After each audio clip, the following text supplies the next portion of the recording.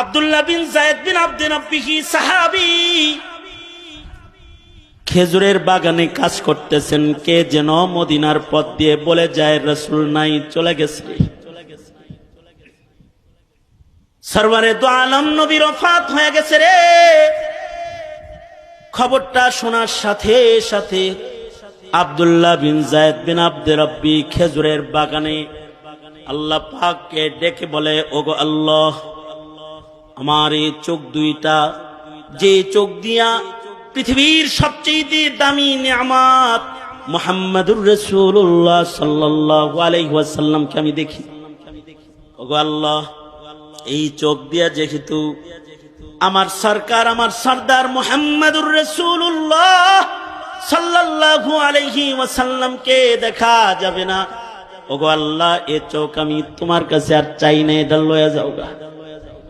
যে চোখ দিয়া রাসূল দেখা যাবে না, এই চোখ দিয়া দুনিয়ার আর কোন নাজ নিয়ামত দেখতে চাই না। এবং দোয়াটা এমন দোয়ায়ে মুস্তাজাব, এমন ভাবে উনি দোয়া করেছেন, এক দিক দিয়া দোয়া শেষ হইছে, আর এক দিক দিয়া আল্লাহ তাআলা ওনার চক্ষু দুইটাকে অন্ধ করে দৃষ্টি শক্তি নিয়ে গেছে। রাসূলকে দেখাও তো এত ইমানি এক কাম। কাব ইবনে মালিক বলেন, রাসূল আমারে নাই দেখলো, আমি তো নবীরে দেখতে পারি, তাই যাই মসজিদে।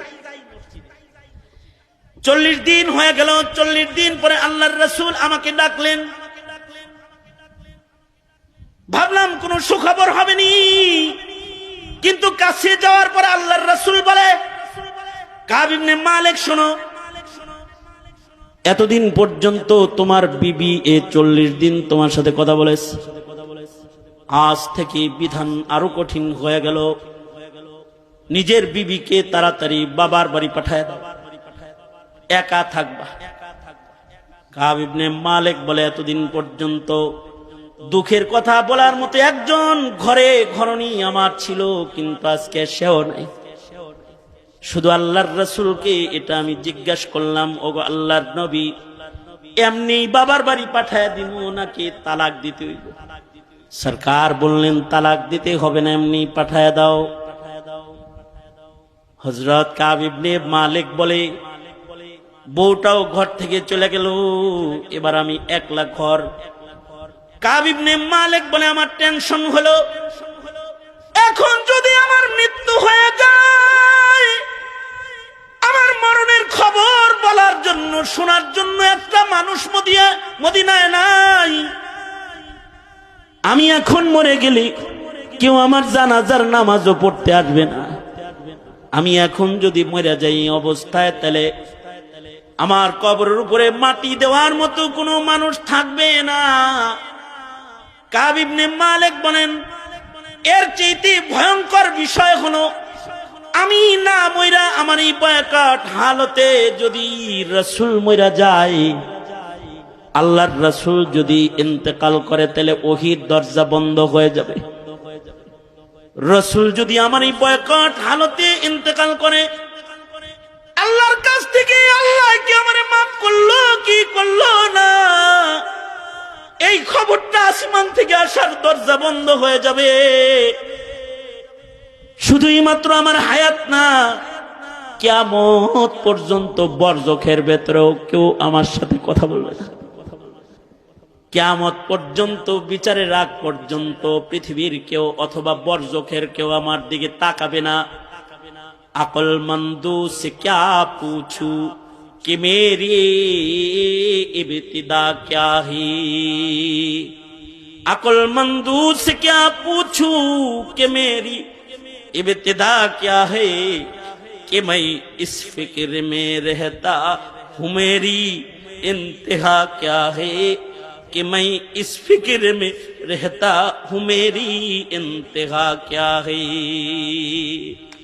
আমার শেষ বিদায় কি হবে, এটা হলো আমার ভাবনা হওয়া চাই, যে আমার শেষ বিদায়টা কি ভালো হবে না মন্দ হবে। কাব ইবনে মালিক বলে, এই টেনশন আমার, আমি এখন মরে গেলে তো কাম সারা, আর যদি রাসূল মরে যায় তাহলে কিয়ামত পর্যন্তের জন্য সারা। এমন জ্বালা যন্ত্রণায় কাঁপ বলে শুধু কান্না আর কান্না। আল্লাহ রে খালি কান্দি আর বলি, আল্লাহ আমারে তুমি মাফ করে দাও। বান্দায় অপরাধ করে যদি আল্লাহর কাছে মাফ চায়, আল্লাহ খুশি হয়ে যায়, কারণ আল্লাহ তাআলা হুয়াল আজিজুল গফুর। আল্লাহ তাআলা বান্দা মাপ চাইলে খুশি হইয়া যায়। 50 দিনের মাথায় আল্লাহ তাআলা এই 3 মুমিনের চোখের পানির বদলায় তাদেরকে ক্ষমার ঘোষণা রাসূলের কাছে পাঠায় দিলেন। 50 দিনের মাথায় ফজরের নামাজের সময় আল্লাহর রাসূল এদেরকে ডেকে বললেন, আয় আসো আসো, আয়াত নাজিল হয়েছে, ওয়া আলাস সালাসাতিল্লাযিনা খুল্লিফু, তোমরা 3 জন যারা আছো, যাদের জন্য বয়কট হানত ছিল, তোমাদের জন্য ক্ষমার আয়াত নাজিল হয়ে গেছে, চলে আসো আসো, তোমরা ক্ষমার সুসংবাদ নাও। যাও যাও, মসজিদে যারা আছো তারা ক্ষমার সংবাদটা তাদের পৌঁছায় দাও। সাহাবী বলে, আমি দৌড় দিলাম, কাব ইবনে মালিকের ঘরে দৌড়ায় গেলাম তাকে খবর দেওয়ার জন্য, কাব রে, আল্লাহ তাআলা তোদের মাফ করে দিচ্ছে। সাহাবী বলে, খবরটা নিয়ে যাওয়ার সাথে সাথে কাব ইবনে মালিকের গায়ের জামা খুইলা আমার গায়ে ও পড়ায় দিছে। এ সুসংবাদ লইছ, এই যে নাও তুমি, হাদিয়া দিলাম তোমাকে, কারণ আমার আজকের দিনের চাইতে বড় সুসংবাদ আমার আর নাই। ইসলাম যেদিন গ্রহণ করেছিলাম সেদিনের সুসংবাদের চাইতেও আজকের ক্ষমার সুসংবাদটা আমার জন্য সবচেয়ে বড় ঈদের, বড় আনন্দের সংবাদ, কারণ আমার আল্লাহ আমারে মাফ করে দিছে। এই সংবাদের চাইতে বড় সংবাদ আমার জন্য আর নাই। জাতি ক্ষমা করবে আগে পিছে, যারা অপরাধী, অপরাধ জগতে যারা রাজ করেছে তাদের বলবো, কাব ইবনে মালিক, হিলাল ইবনে উমাইয়ার মতো অন্ধকার ঘরে চোখের পানি ফেলে রবের ক্ষমা নেওয়ার চেষ্টা করো, মরার আগে রবের ক্ষমা নেওয়ার চেষ্টা করো। রব যদি কারোর অপরাধকে ক্ষমা না করেন, তাহলে তার বিদায় বড় ভয়ঙ্কর, তার কবর বড় ভয়ঙ্কর। এই কারণে এই হায়াতের মূল্যবান সময়, এই সময়গুলোকে শুধু আয়েশ রং তামাশায় না কাটিয়ে ইবাদতের ভেতরে কাটাইবার কিছু ভাবনা, কিছু চেতনা, কিছু অঙ্গীকার আমাদের জীবনে জরুরত আছে না নাই, জোরে বলেন। এই অঙ্গীকারগুলো করায় উম্মতের উলামায়ে কেরাম জাতিকে। সুতরাং আলেমও দরকার আছে, এই অঙ্গীকার করারও দরকার আছে, জাতিকে দোজখের আগুন থেকে বাঁচাইবারও দরকার আছে, ঠিক না ঠিক? তাহলে এই মাদ্রাসার পাশে থাকবেন তো ইনশাআল্লাহ? ইনশাআল্লাহ থাকবেন তো ইনশাআল্লাহ? দুনিয়ার সবচেয়ে দামি জায়গা হলো দামি মসজিদ, যেখানে এই জায়গাটা দুনিয়ার সবচেয়ে দামি জায়গা। দামি জায়গা মক্কাতুল মুকাররমা, জায়গার ভেতরে সবচেয়ে দামি জায়গা মক্কাতুল মুকাররমা। মক্কাতুল মুকাররমাতে পৃথিবীর শ্রেষ্ঠ ইবাদতের ঘর আছে, যেই ঘরটা বানানোই হয়েছে ইবাদতের জন্য। গোটা দুনিয়ার মানব গোষ্ঠীর জন্য ওই ঘর বানানো হয়েছে, ওখানে মসজিদ। আর মক্কাতুল মুকাররমার এই জায়গাটায়, মসজিদে হারামে, বাইতুল্লাহর ছাদের উপরে সেকেন্ডে সেকেন্ডে, মুহূর্তে মুহূর্তে 120টা করে রহমত নাজিল হয়। আল্লাহর রাসূল বলেছেন, এই রহমতগুলো ভাগ করে, ইকো বন্ধ করে দে, এই রহমতগুলো ভাগ করে আল্লাহ তাআলা 60টা রহমত যারা এই বাইতুল্লাহকে তওয়াফ করে তাদেরকে দান করে। 60 আলিত তাইফিন, 40 আলিল মুসাল্লিন, 120 রহমতের 40টা রহমত যারা নামাজ পড়ে কাবার দিকে ফিরে তাদের দান করে। কাবার সামনে করে যারা দাঁড়ায় যায়, সারা দুনিয়াতে যত মানুষ কাবার দিকে ফিরে দাঁড়ায়, এরা সবাই ওই রহমত পায়। আর যারা বাইতুল্লাহ তাকায়া দেখে, কাবা তাকায়া দেখে, যারা 20 আলিন নাজরিন, যারা বাইতুল্লাহ চেয়ে দেখে তাদেরকেও 20টা রহমত দান করা হয়।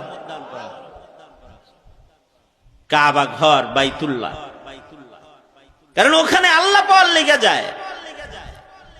নিসবতের কারণে বস্তুর মূল্য হয়, অর্থাৎ কোন জিনিসের দাম যদি বাড়াইতে হয় তাহলে দামি আমল দামি জিনিসের কারণে কম দামি জিনিসের মূল্যও বেড়ে যায়। এরকম মসজিদুল হারামের পরে সবচেয়ে দামি জায়গা হলো মদিনাতুল মুনাওয়ারা, সবচেয়ে দামি। মক্কাতুল মুকাররমা কেমন দামি? মক্কাতুল মুকাররমা মসজিদুল হারামে কেউ যদি কোন ইবাদত করে তো তাকে লক্ষ গুণ সওয়াব আমলনামায় দান করা হয়। অর্থাৎ 1 রাকাত নামাজ পড়লে সওয়াব হইল লক্ষ রাকাত। সুবহানাল্লাহ। আগামীকালকে বললেন কত রাকাত? 1 লক্ষ রাকাতের সওয়াব। কতটুকুন জায়গায় পড়লে 1 লাখ রাকাতের সওয়াব? শুধু মসজিদে হারামে না, না, টোটাল হুদুদে হারামের ভেতরে যত বাড়ি ঘর আছে সব জায়গার নামাজের মূল্য বেশি। কারণ মহিলারা মসজিদে নামাজ পড়লে ফজিলত বেশি না ঘরে নামাজ পড়লে ফজিলত বেশি? অর্থাৎ কোন মহিলা হজ্জে বাইতুল্লাহতে গেছে, হুদুদে হারামের যে কোনো জায়গায় তার থাকার হোটেল বা বাড়ি একেবারে হুদুদের কাছাকাছি বাড়িতে থাকে, শুধু তওয়াফ করতে আসে। পুরুষ যে আছে সে মসজিদুল হারামে বসে বসে যেমন সওয়াব কামাই করে রাকাতে রাকাতে, হুদুদে হারামের ঘরে বসে বসে মহিলা রাকাতে রাকাতে লক্ষ রাকাতের সওয়াব আমলনামায় তার জমা হইতে থাকে, তার আমলনামায় সওয়াব জমা। জায়গাটার এত দাম, মাটিটার এত দাম যে এই জায়গার হুদুদ সীমানা নির্ধারণ করেছেন আল্লাহর রাসূল। এটা হুদুদে হারাম, এটা হুদুদে হারাম, এই দক্ষিণ দিক থেকে এটা হুদুদে হারাম। এর ভেতরে কোনো বেঈমান প্রবেশ করতে পারবে না। যার মুখে কালিমা নাই তার এই জমিনের উপরে পা রাখার অধিকার নেই। এই কারণে হুদুদে হারামের গেটে গেটে সাইনবোর্ড দেওয়া আছে যে সাবধান, কালেমাওয়ালা ছাড়া কেউ কিন্তু এই এরিয়ার ভিতরে ঢুকবে না। এটা মক্কাতুল মুকাররমা, এটা বালাদে আমিন, ওয়াহাদাল বালাদিল আমিন। এটা নিরাপদ নগরী মক্কাতুল মুকাররমা। এটায় কোনো বেঈমান এখানে প্রবেশ করবে না। এটা শুধুই মাত্র তাদের জন্য যাদের মুখে আছে লা ইলাহা ইল্লাল্লাহ, লা ইলাহা ইল্লাল্লাহ মুহাম্মাদুর রাসূলুল্লাহ। এই কালিমাওয়ালারা খালি ঢুকবা, কালিমা ছাড়া যারা তাদের এই শহরে ঢোকার অনুমতি নাই। এই এরিয়ার ভেতরে, সীমানার ভেতরে কোন প্রাণীকেও মারা জায়েজ নাই, মশা মাছি মারা জায়েজ নাই। এত মূল্য এই টোটাল হারামের এরিয়াকে আল্লাহ তাআলা দান করেছেন।